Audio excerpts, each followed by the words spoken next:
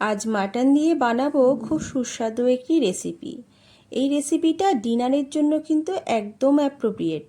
এরকম কষা কষা করে বানানো মাটন কিমা আর মাটনের সুস্বাদু এই রেসিপিটা খেতে কিন্তু ভালো লাগবে রুটি অথবা পরোটা দিয়ে। তো তাই এটা আমি ডিনারের জন্য বানিয়েছিলাম। শুধু মাটনের বড় বড় পিসই নয়, এটা গ্রেভিটাই বানিয়েছিলাম কিন্তু মাটন কিমা দিয়ে। ভীষণ সুন্দর একটা রেসিপি। চলো ঝটপট দেখে নিই রেসিপিটা কিভাবে আমরা বানাবো।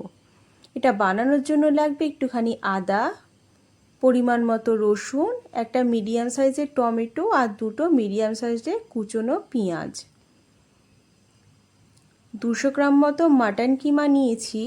মাটন কিমা যেহেতু আমি সেদ্ধ করব না, তাই এটাকে আমি ম্যারিনেট করে বেশ অনেকক্ষণ রেখে দেব। তাহলে কিন্তু কিমাটা কিন্তু খুব ভালোভাবে নরম হয়ে যাবে আর রান্না করতেও সুবিধা হবে। তো ম্যারিনেশনে দেব স্বাদমতো নুন, গোলমরিচ গুঁড়ো আর অর্ধেক পাতিলেবুর রস।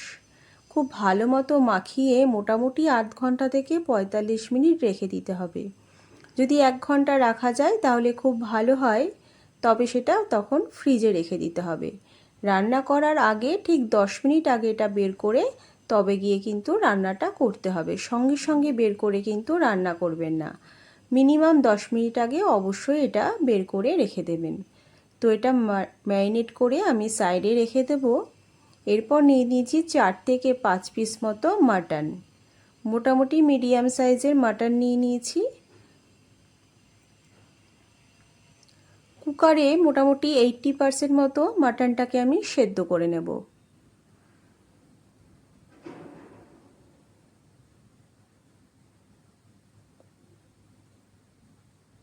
এরপর একটা পেস্ট বানাবো, যার জন্য টমেটোগুলোকে ছোট ছোট করে কেটে নিয়েছি।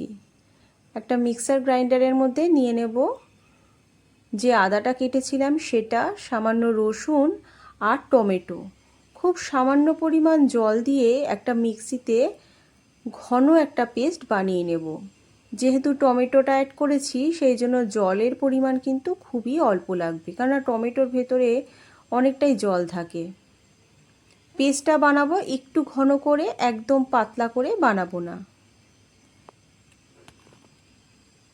পেস্ট আমার রেডি হয়ে গেছে। এই দেখুন একটুখানি কিন্তু ঘন ঘন করে বানিয়েছি। তো এইভাবে টমেটো আদা রসুনের একটা পেস্ট আমি বানিয়ে নেব। এবার পেঁয়াজ কুচির সাথে আমি আরও একটা কুচি নেব, সেটা হচ্ছে লঙ্কা কুচি।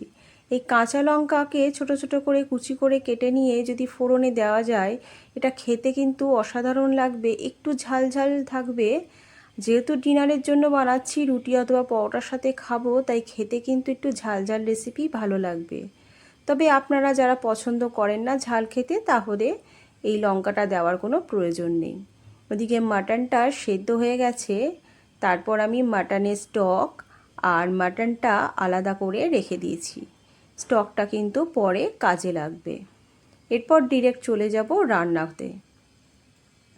কড়াইতে নিয়ে নেব পরিমাণ মতো সর্ষের তেল। মাটন বানাতে কিন্তু তেল একটু বেশি লাগে, তাই পরিমাণ মতো সর্ষের তেল কিন্তু নিয়ে নিয়েছি।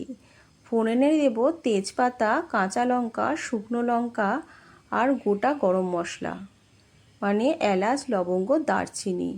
গোটা জিরে অ্যাড করে খুব ভালো মতো একটু নাড়িয়ে নিতে হবে। কুচনো পেঁয়াজ আর কাঁচা লঙ্কা অ্যাড করব।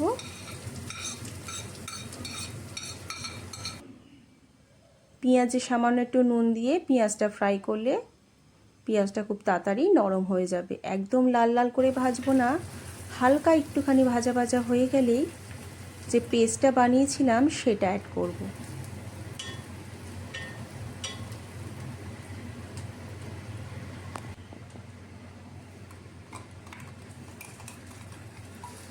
এরপর সব একসাথে খুব ভালো মতো কষিয়ে নিতে হবে।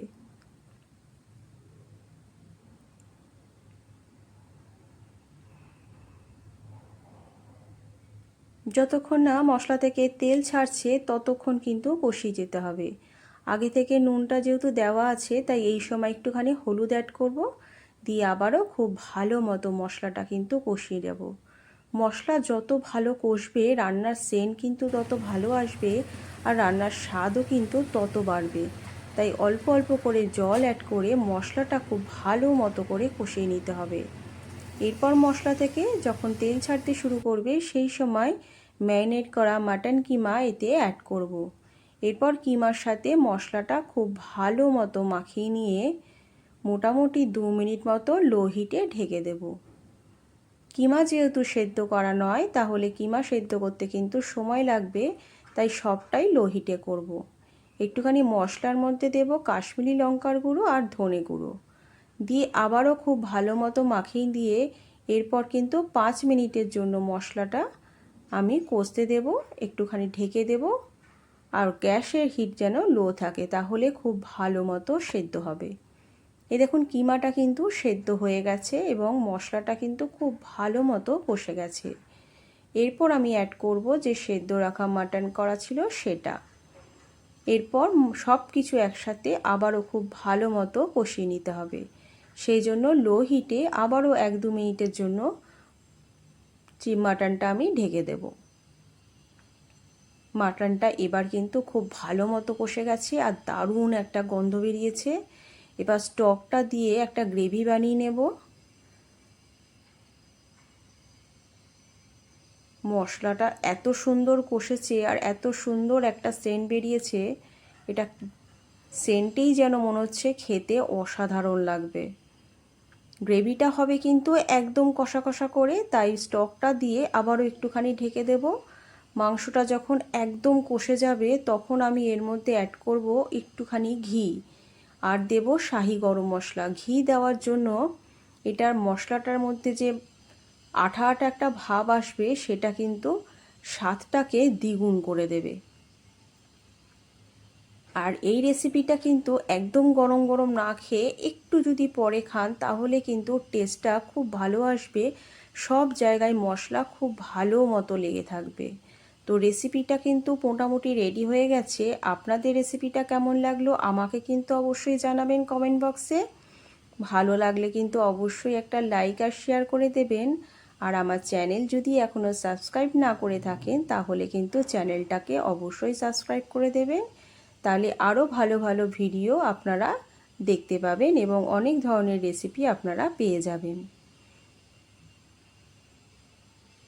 খেতে হবে রুটি অথবা পরোটার সাথে। আমি এটা নিয়েছিলাম গরম গরম রুটির সাথে। পরোটার সাথে খেতেও কিন্তু এই রেসিপিটা অসাধারণ লাগবে। তো ডিনারের জন্য আপনারা বানিয়ে ফেলুন এই মাটন কিমা কষা আর খেয়ে দেখুন এটা কতটা স্বাদের। এটা দেখতেও কিন্তু এত জুসি হয়েছে, দেখেই মনে হচ্ছে এটা কতটা সুস্বাদু হয়েছে।